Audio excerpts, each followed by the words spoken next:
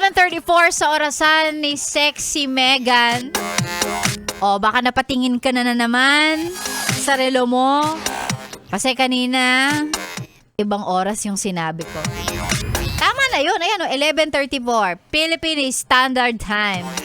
Kung hindi 11:34 ang nasa relo mo, late yan. Or baka advance. Yan. Ako yan ang sinasabi ko sa inyo eh. Yung mga late ang relo, naiintindihan ko. Okay, sige, late ang relo, kaya madalas late din siya. Pero yung mga tao na kahit naka-advance ng 15 o 30 minutes ang orasan ang relo, nalilate pa rin. Anong problema nyo? Hindi, kasi ako personally ayoko ng nalilate. Ayoko sa mga taong late. Kasi nag-usap tayo eh. Sabi mo magkikita tayo ng 3:00. So pag sinabi mo 3:00, dapat nandun ka ng 3:00. Kasi for sure nandun din ako ng 3 p.m. Baka mas maaga pa nga. Kasi yung mga taong laging late, lalo pag sa mga ganyan, yung mga assembly, mga pagkikita-kita, pagtitipon-tipon, yung mga taong laging late, mga taong walang konsiderasyon sa oras ng ibang tao. Sige, fight me. Totoo naman. Sabi mo 3 p.m. tas darating ka 4 o'clock. Tas hihintayin ka namin, 'di ba? Walang konsiderasyon sa oras, sa effort at sa pagod ng ibang tao. Kaya sa akin, red flag 'yan. Parang late lagi. Pag may kakilala akong ganun, laging 2 hours advance ang binibigay kong call time. Bahala kang mauna kaysa sa buong team. Bahala ka. Basta importante, andun ka na. Palibasa, ikaw yung lagi late eh. Diba?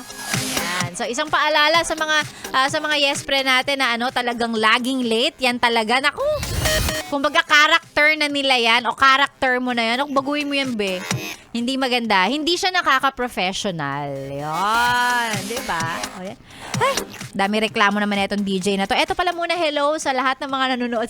Biglang ganun, biglang kalmado. Hello sa lahat ng mga nanonood sa atin sa ating Facebook Live. Naka-Facebook Live si Sexy Megan, so hello po. Hello sa mga nanonood sa Yes FM Manila FB page. And syempre, let's also say hi. Hello sa mga nakikinig din sa Yes FM mobile app. Mawalang galang na i-download nyo yan. Para pwede kayo makinig ng Yes FM sa iba't ibang probinsya. May Yes FM Boracay, Dumaguete, Dagupan, Isabela. Meron ba? Hindi rin pala kabisado. Yes FM Cebu. Yan. Dami yan. So, download nyo po Yes FM mobile app. Available sa inyong mga iOS and Android phones. Ayan. And ito yung mga yung mga nagpapa-shoutout dito sa FB Live natin. O, ayan. Ang dami nyo. Tama na. Hello. Ayaw mag-isa-isa. Okay na yun. O, eto na lang muna. Para sa mga yes friend natin na kanina pa nag-aabang ng pagkakaperahan nila. O, eto na. ACS! ACS!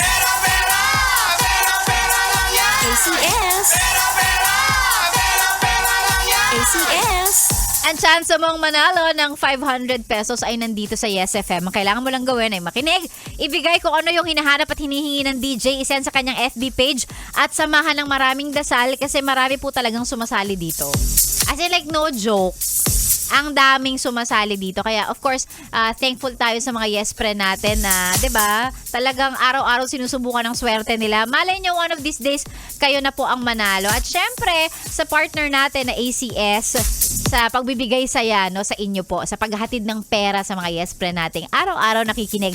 Napakasimple ng ating katanungan ngayong araw na to. Fill in the blanks. Ang sabi ko kanina, an blank a day keeps the doctor away. Napakasimple. An apple a day keeps the doctor away. Kaya naman, eto na.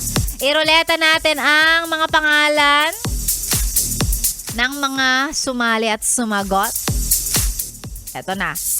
Ang tamang sagot, syempre, an apple. Okay, tamang kanyang kasagutan. May 500 pesos ka!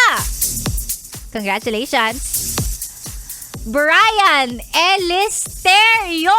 Brian Elisterio! Brian, meron kang 500 pesos. Congratulations sa'yo. Ang susunod mong gagawin ay isend ang iyong valid ID at ang iyong GCash number para maipadala ko na ang napanalunan mo ang 500 piso. At syempre para sa mga hindi pinalad sa oras na ito, mamaya meron pa. Meron pa kay Maria at meron pa kay Laika Barista. Kaya naman maraming salamat mga yes friend. Kita-kits tayo ulit bukas alas 9 hanggang tanghali sa programang Chillax 101. Dito lang sa 101.1 Yes FM. Solid! Bye everybody! Kain na tayo. Nagugutom na ako. Inshallah, ikinamada. O pinipining may salamang.